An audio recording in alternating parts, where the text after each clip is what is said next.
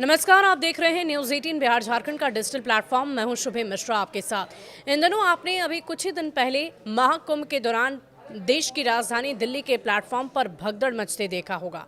कई प्लेटफॉर्म पर ऐसी ही स्थिति आपको बिहार में भी नजर आई होगी, जहां पर हजारों लाखों की संख्या में लोगों की भीड़ प्लेटफॉर्म पर थी। वो ट्रेन पर चढ़ नहीं पा रहे थे, जद्दोजहद कर रहे थे, लेकिन पूरी कोशिश नाकाम रही। कई लोग तो जान जोखिम में डालकर भी ट्रेन पर चढ़ने की हर वो कोशिश कर रहे थे और किसी भी तरह वो यात्रा करना चाह रहे थे।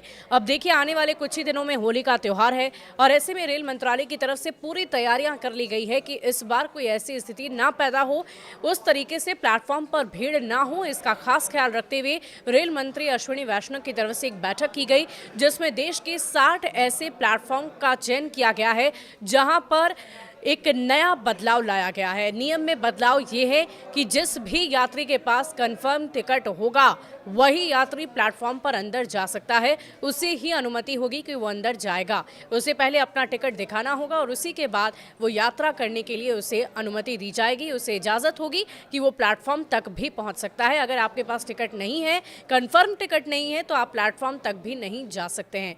अब देखिए, आपको इसमें राजधानी पटना का भी पहला नाम आ गया है। अगर आपको बिहार में राजधानी पटना से कहीं भी यात्रा करनी है तो आपके लिए ये खबर बहुत ही ज़रूरी है, अहम है। वो इसलिए क्योंकि अगर आपके पास कंफर्म टिकट नहीं है तो आप यात्रा नहीं कर पाएंगे, यहाँ तक कि आप प्लेटफॉर्म पर खड़े भी नहीं हो पाएंगे।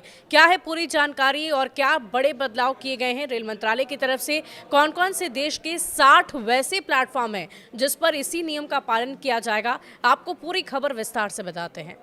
आपको बता दें कि रेल मंत्री अश्विनी वैष्णव की तरफ से एक उच्च स्तरीय बैठक आयोजित की गई। इस बैठक में पटना सहित देश के 60 स्टेशन पर अस्थायी बाहरी वेटिंग एरिया बनवाने का निर्णय लिया गया। रेल मंत्री की ओर से कहा गया कि 2024 के त्योहारों के दौरान सूरत, उधना, पटना, नई दिल्ली स्टेशन के बाहर अस्थायी वेटिंग एरिया बनाए गए थे, जिससे भारी भीड़ को नियंत्रित किया जा सका।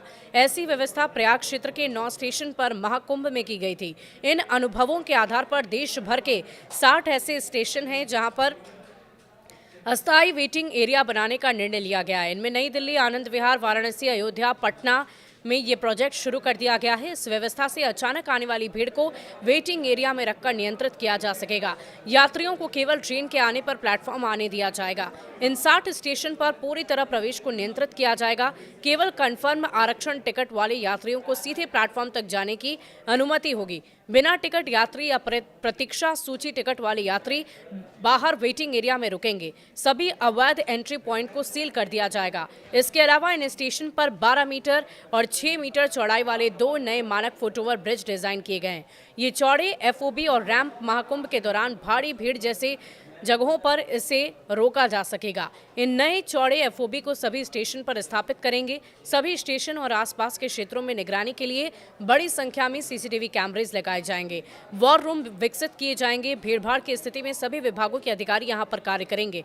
अत्याधुनिक डिजाइन वाले डिजिटल संचार उपकरण जैसे walkie talkie, announcement, calling system भारी भीड़ वाले सभी स्टेशन पर लगाए जाएंगे। सभी स्टाफ और सेवा कर्मियों को नए डिजाइन के आई कार्ड दिए जाएंगे। इससे केवल अधिकृत व्यक्तियों को ही स्टेशन में प्रवेश की अनुमति मिलेगी।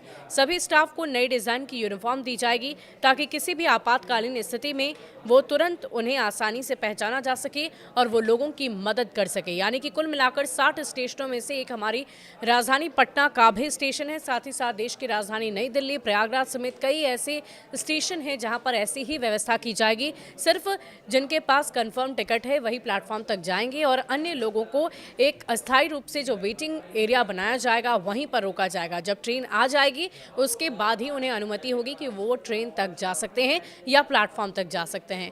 इस महत्वपूर्ण जानकारी को आप ज़्यादा से ज़्यादा लोगों तक शेयर कीजिए ताकि सबको इसके बारे में पूरी जानकारी मिल सके और वो कंफर्म टिकट लेकर ही यात्रा करने के लिए स्टेशन तक पहुंचे।